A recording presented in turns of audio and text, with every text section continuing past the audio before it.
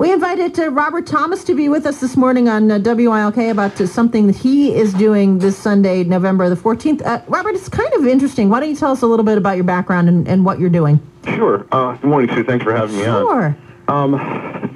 My background in the martial arts has been about 20 years experience. I have a third-degree black belt in karate, and I've been studying other arts, including Tai Chi and meditation for years now. And recently, in the past few years, I decided that I wanted to go into teaching people how to just be more proactive and stay safe in our society.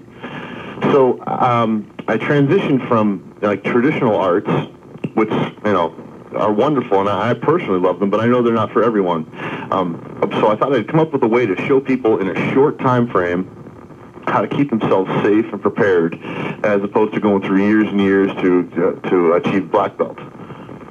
Okay, and what are you doing with the kids this weekend? Well, we're doing a program. This program is geared towards current senior class members from all over the area, but this weekend specifically is for Riverside high school students, and they've been doing their volunteer senior project with me, helping me teach some of these classes. They've been learning the techniques themselves, and we're doing a program at the community center on Main Street in Taylor, where they're just going to show not only the physical techniques, how to stay safe, but also the mental preparation you need, how to not be a target, ways to avoid harmful situations, awareness techniques. Kids today have an uphill battle all the way because of the internet. There's stalking and cyber stalking, and bullying is in the news right now. And also the other aspect is the females who are going off to college. The statistics for females, their first few years of college are staggering. When you look at some of the stats, it's like 1 in 4 women will experience rape or attempted rape once in their 4 years of college.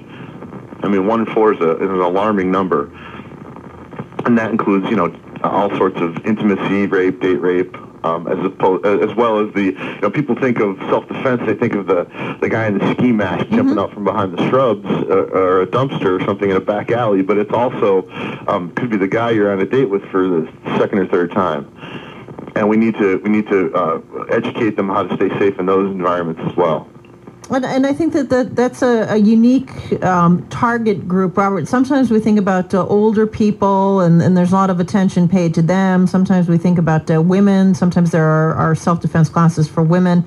But we don't often think about young college students. And sometimes when kids are transitioning from high school to college, they're still quite young. I mean, I have kids in my classes at King's, and some of them are 17. Sure. So they're young. Their minds are young. They may be a little bit naive if they come from around here, and they may not know some of the basic things they can do to protect themselves in society. Absolutely. Yeah, and that's the age bracket. At age 16 to 24, women age 16 to 24 experience the highest per capita rate of intimacy violence. It's about 20 per 1,000 women in that age bracket, 16 to 24, will experience this stuff. And, you go off to college, it's exciting, it's new, it's fresh, but they don't realize maybe some of the dangers that are out there. And we're not trying to make them be paranoid and overly, cautious. College is a great experience. But, it's just a heads up. Some awareness techniques, some simple self-defense moves will really go a long way. And stats also show that just going through this type of course, it takes about 6 sessions to get the bare bones essential. Just going through this type of course will already make you have a little more confidence, just the way you carry yourself. And that alone could make an attacker choose, some other person as opposed to you.